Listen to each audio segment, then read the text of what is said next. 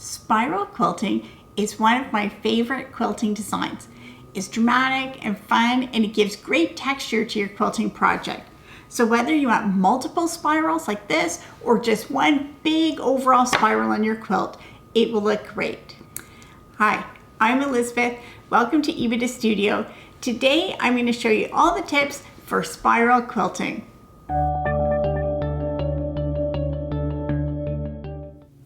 Spiral quilting is dramatic and impressive, and it looks great on a lot of quilts. It's not difficult to do, but there are a couple things to think about before you start this on a project.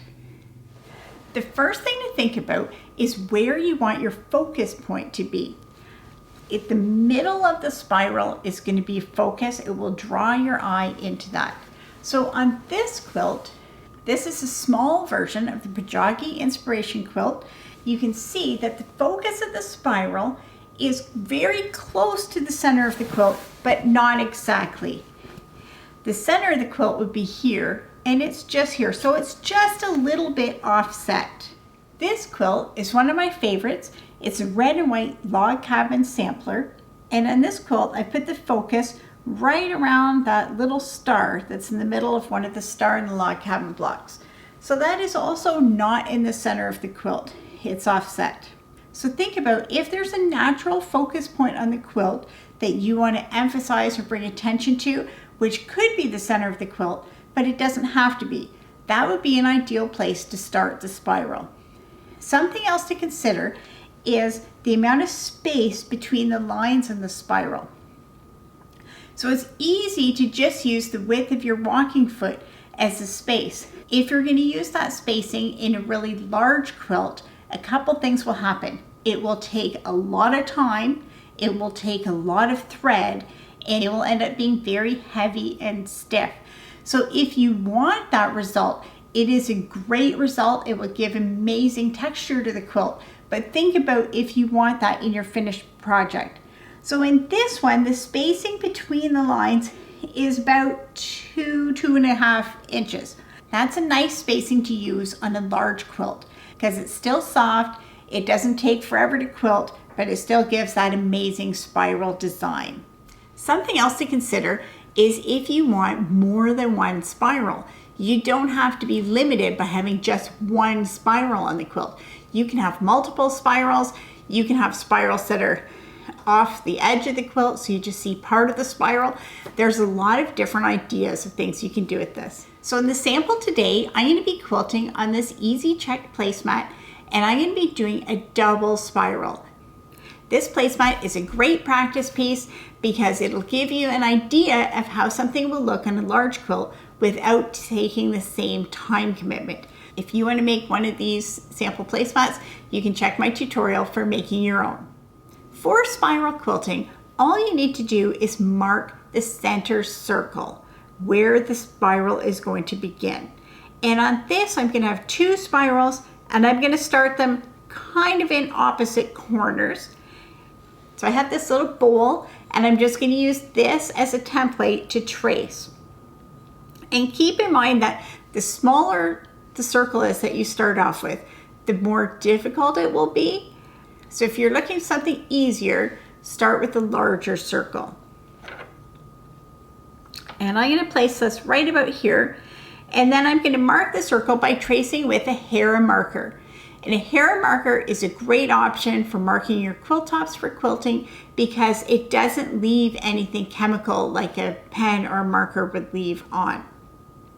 Just be sure if you're using a hair marker that you mark it after you've already basted with the batting and the backing, because that will help not get marks on your tabletop. So I'm placing the bowl here, and then I'm just going to trace around, rubbing the hair marker with a back and forth motion.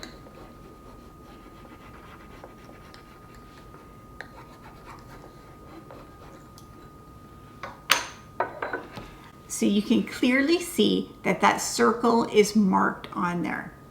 And I'm going to go ahead and mark the other one, and I'm going to put it closer to the corner up here. So there are the two circles. So you can see I didn't do any kind of exact measurements, just eyeball and put them down where they want to go. and it'll turn out great. So now I'm ready to take this to the sewing machine to begin stitching. To stitch this design, a walking foot is very helpful. It helps keep all the layers together. Also, quilting gloves are something that gives you a bit of grip, will help you as you're maneuvering your quilt.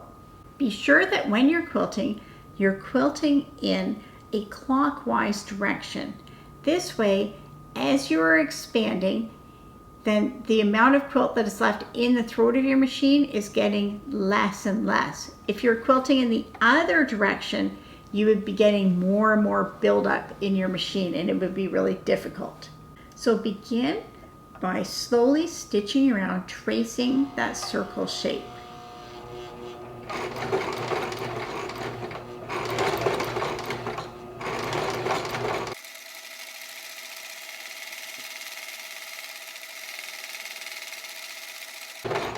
Once you've gotten around to your starting point, you can see the circle that has been stitched. And this is honestly the most difficult part, is getting started. Once you've gotten started, then it's easy to do. So now that we have the circle, we're just going to gradually stitch away from the circle until we get to the width that we want.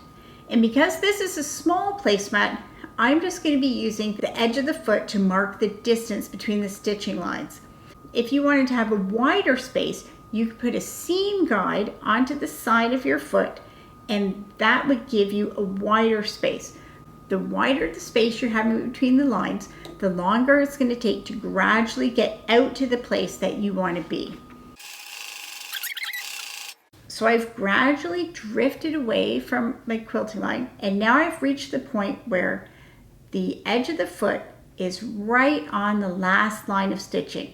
So now I'm just going to continue following along that last stitching line.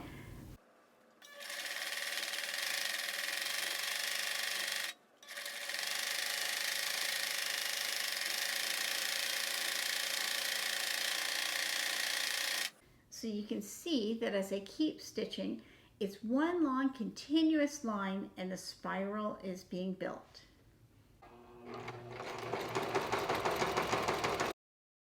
So when you reach the edge of the quilt, you just stitch up to the edge and then break the thread.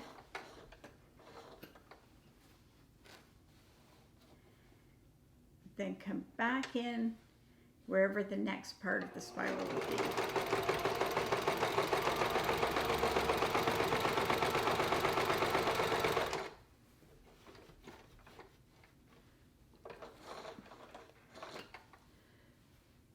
So this corner is just going to be stitched in straight lines, echoing this line.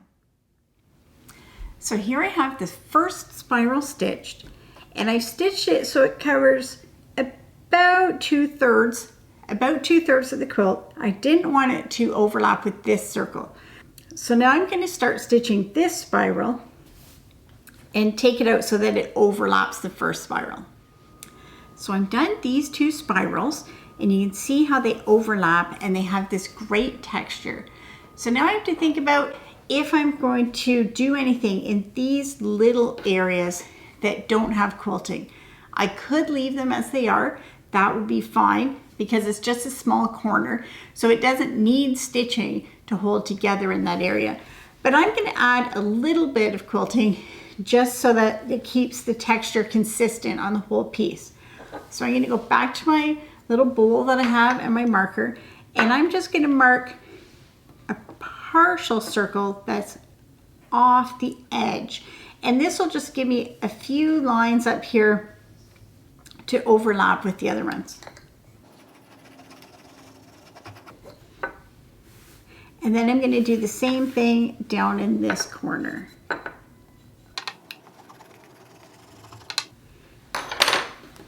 So now I'm just going to stitch echoing lines up here, which will give the effect of a spiral off the edge of the quilt.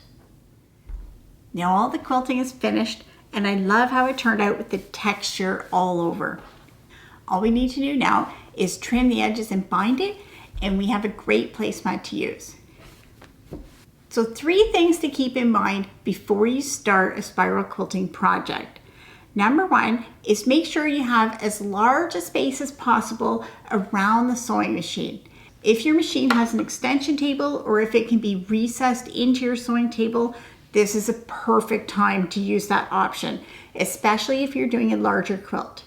The second thing to remember is it's really nice if you have a place where you can leave your quilt in the machine the whole time. If you need to take a break or stop in the middle, it's really nice if you can leave it in the machine set up somewhere, because if you're stopping and starting in the middle of the spiral, then it gets more difficult to do. The third thing is remember to start with the full bobbin, because it's really frustrating if your bobbin runs out of thread partway through the spiral.